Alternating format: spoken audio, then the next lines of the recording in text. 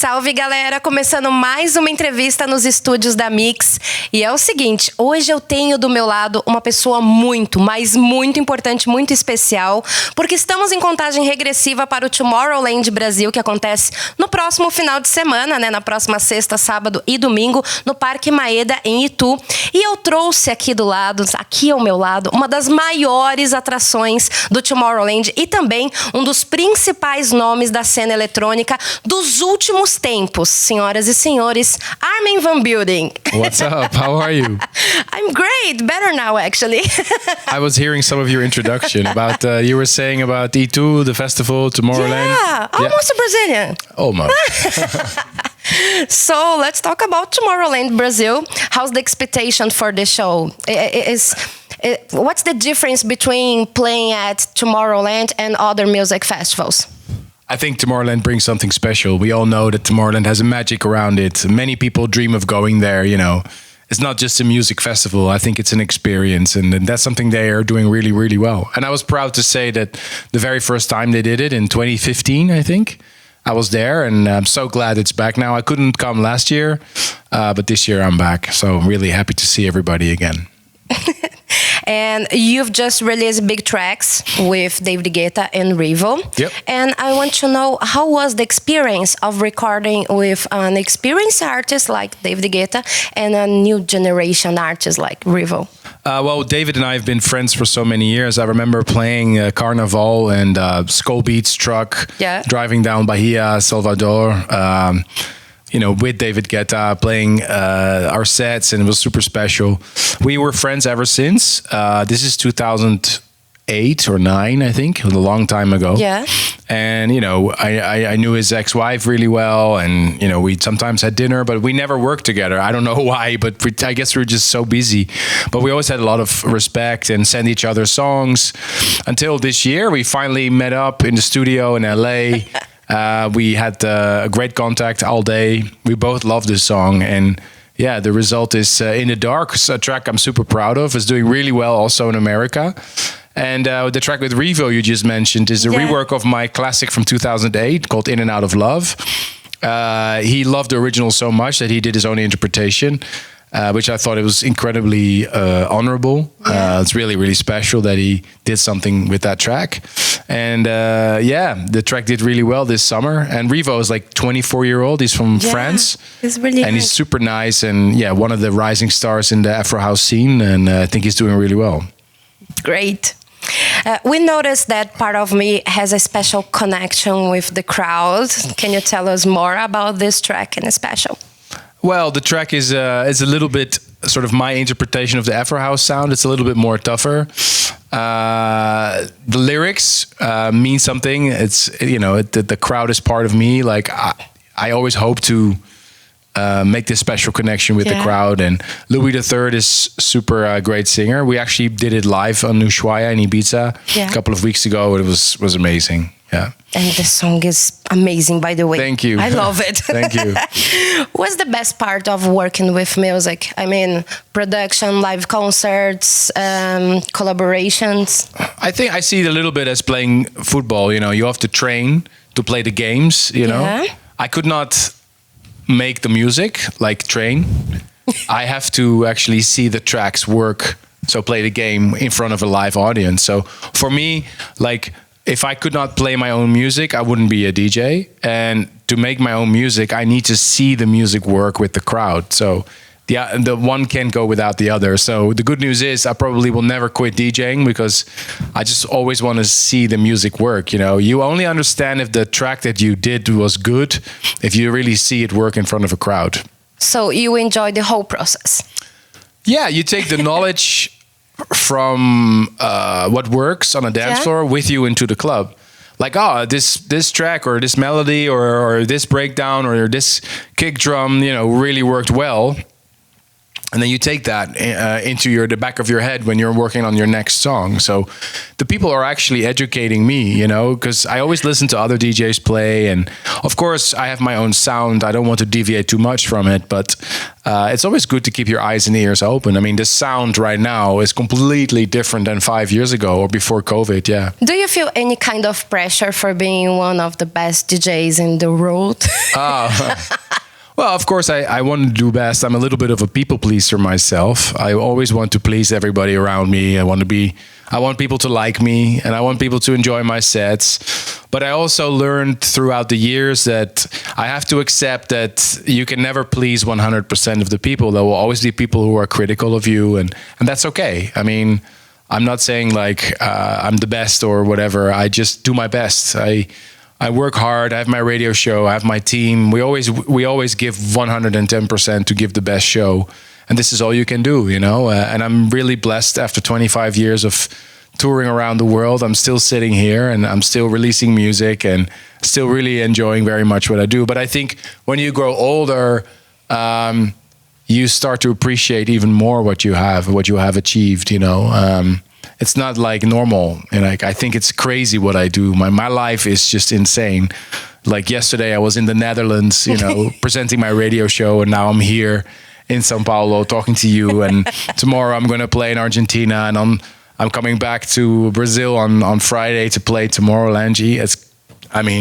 It's crazy. And I'm so thankful. I mean, that's the one thing that really sticks out, that I realize I'm so lucky to be doing what I do, and I absolutely love it.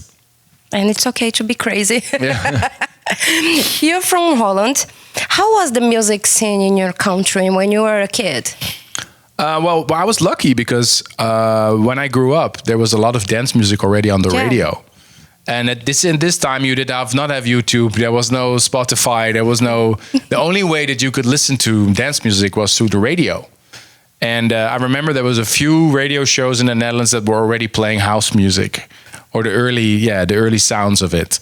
And this is as I was 15, 16 years old, and I grew up listening to this music, you know.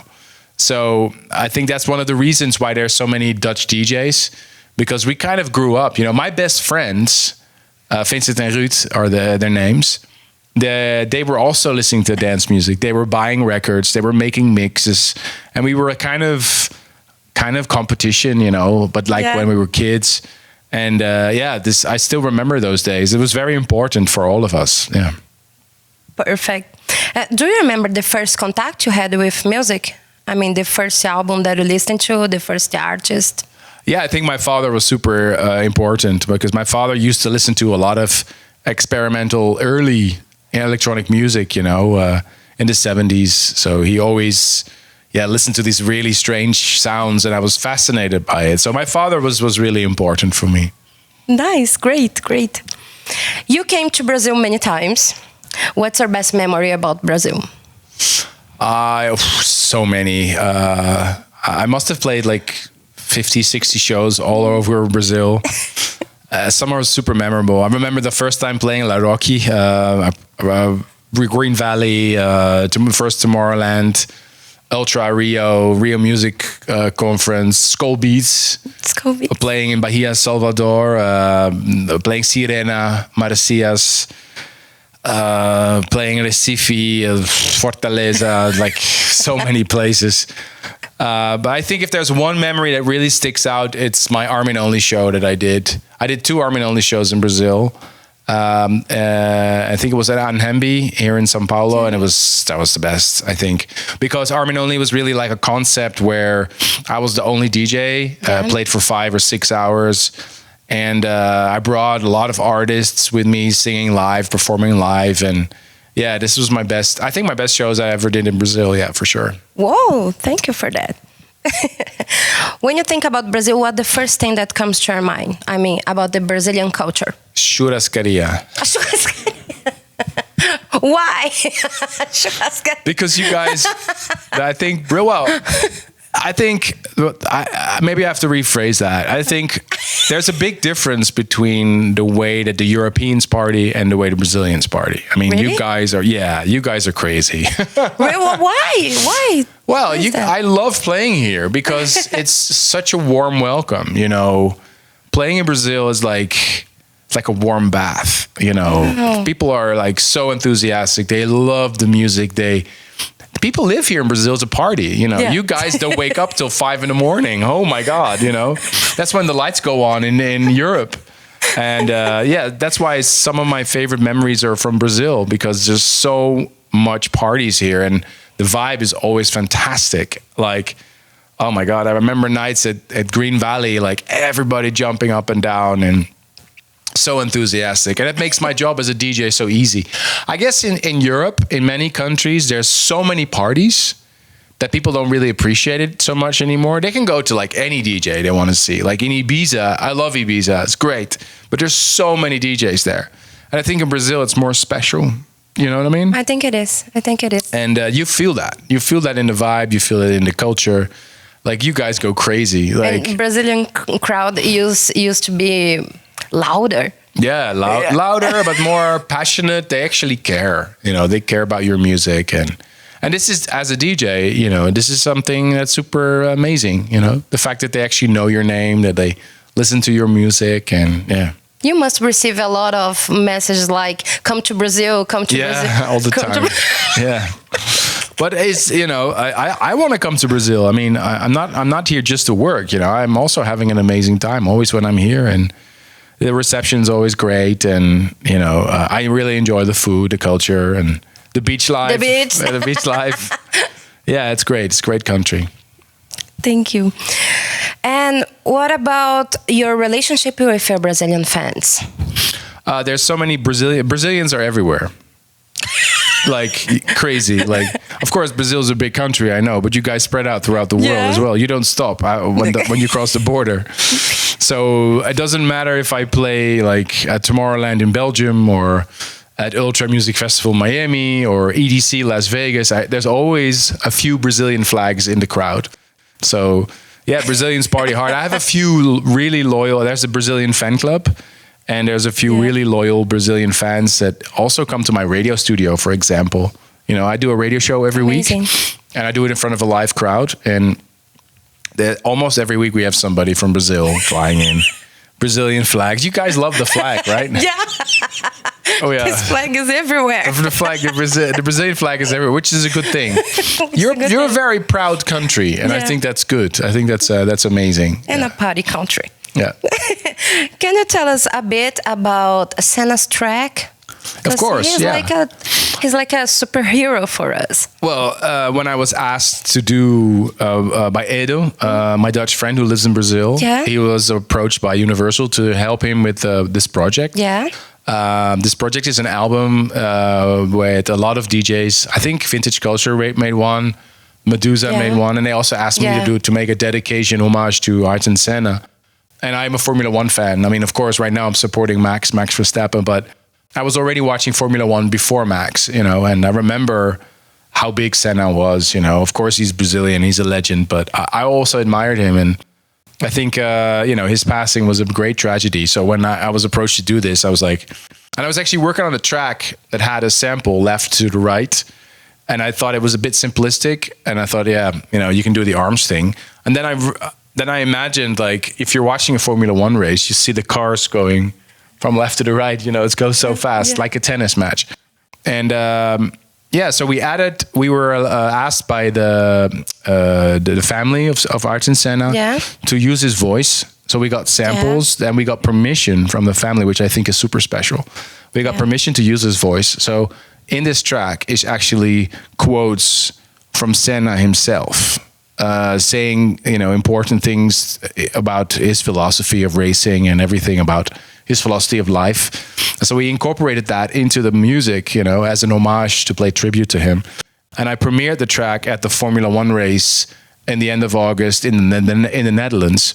And my team made beautiful visuals with it, and it really resonated with the crowd because it was such an emotional moment, you know. I saw it. Even so in the beautiful. even in the Netherlands, where, you know, Ayrton Senna was not Dutch, he was Brazilian. So, but even in, like, after the show, like, a lot of Dutch people came to me. It's like, wow, you pay tribute to Senna? Like, yeah. So this is one of the big tracks I'm going to play during my Tomorrowland set. Racing spirit, right? Racing Spirit is coming out Friday. It's meant as a club track. It's not really meant as a single, but it's meant as an homage to him and his legacy and his family. Yeah, so yeah, I feel blessed to be able to do this for sure. So beautiful, so beautiful. Thank you for that. And the last one, can you send a message for your Brazilian fans and Mix FM audience and invite them to see you alive at Tomorrowland? Okay. Ciao, beautiful people from Brazil. I'm so happy to be back. I really can't wait to play for you at Tomorrowland in Itu. It's going to be insane. Big shout out to all my fans at Mix. You guys are amazing and supporting my music throughout the years. So see you at Tomorrowland and have a good one. Thank you so much. That's it. Obrigada, gente. Até a próxima entrevista. See you soon. For sure. Thank you, guys.